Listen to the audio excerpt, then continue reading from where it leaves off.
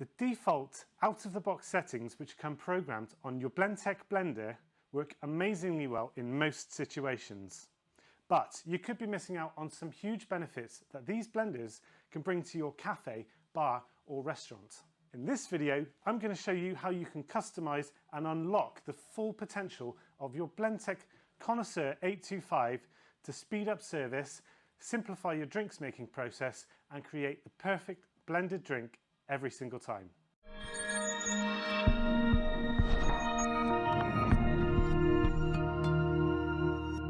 Hi, I'm Adam, the Blendtec specialist, and today I'm going to show you how you can customize the settings on your Blendtec Connoisseur 825 so that you can get the most out of your blender and your blended drinks program. By the way, if you have a Space Saver 825, this information is for you also, as it has the same onboard computer as the Connoisseur 825. One other thing before we get started, you might have an older version of this model such as the Q Series, ABC or Smoother. They look very similar, but there is a different method that you need to follow.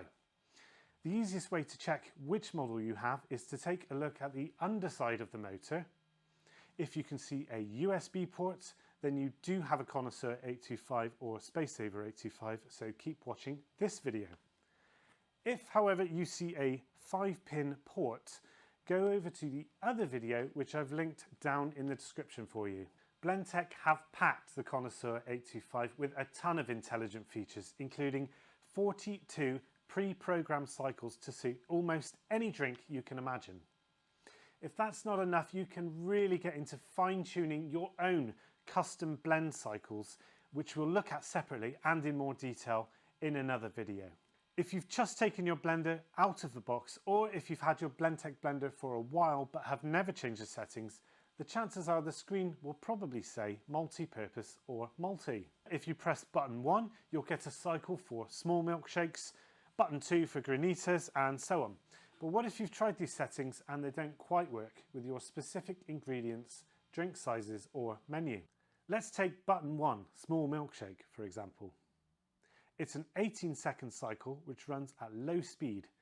This would be perfect for someone using a powder, syrup or puree to flavour their milkshake, but if you use ice cream in your milkshakes, you might need a more aggressive setting to achieve the perfect finished drink consistency and texture. To find a more appropriate setting for your ice cream milkshake, let's take a look at Blendtec's cycle chart. Here we can see all of the cycles available to us which are stored on the blender's computer, and each cycle has a name that suggests what you could use it for. Looking down the list, I can see that number 5 is actually named ice cream.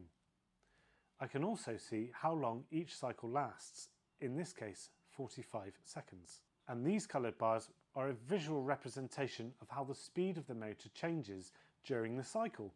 The blue bar here represents low speed, green for medium speed, and the red bar which shows that it will run at high speed until the end of the cycle. So let's say that I want to set up the ice cream cycle to work on button 2 of my blender so that I can make ice cream milkshakes.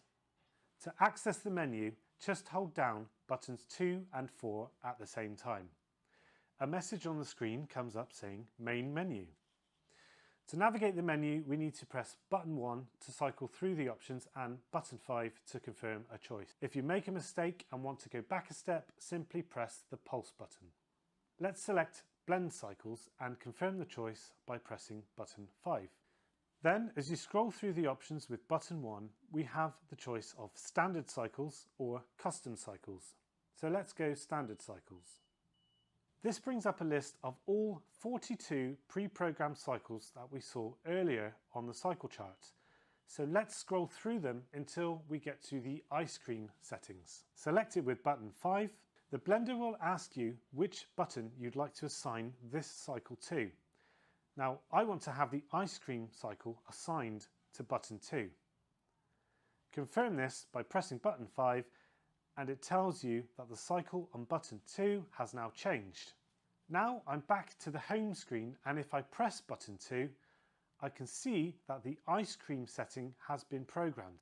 You can now go through using the cycle chart and set each button to what it is you'd like it to do.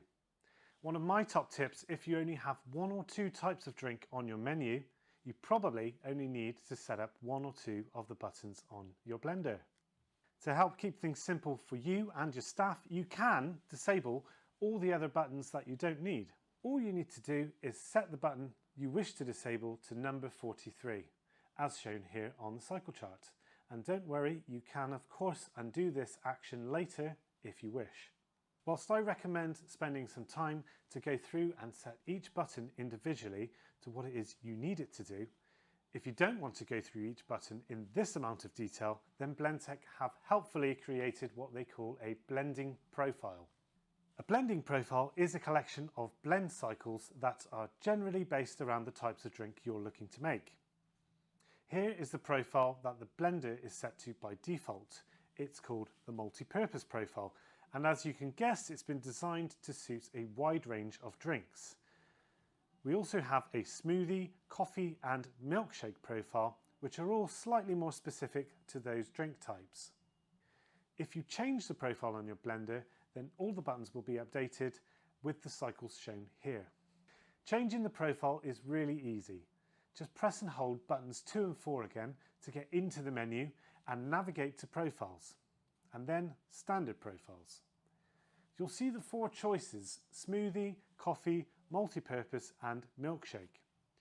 Confirm your choice with button 5, and now all 6 buttons on the blender have been updated.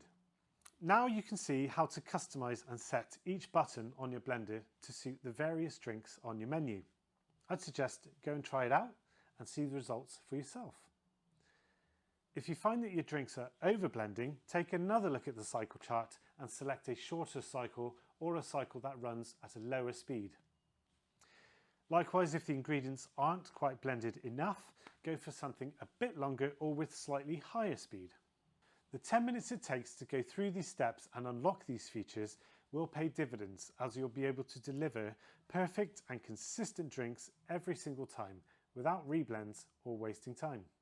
I mentioned earlier that there is a way to create your own custom blend cycles using the online Blend Wizard tool and a USB flash drive.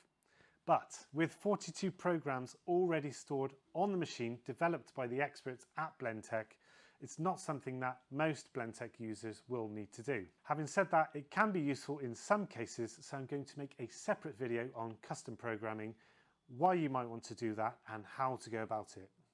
I hope you found some value in this video, whether you have a Blendtec blender already or are thinking of investing in one. How much time are you saving now that your blender is programmed to your menu? Let me know how you got on in the comments below, and until next time, take care.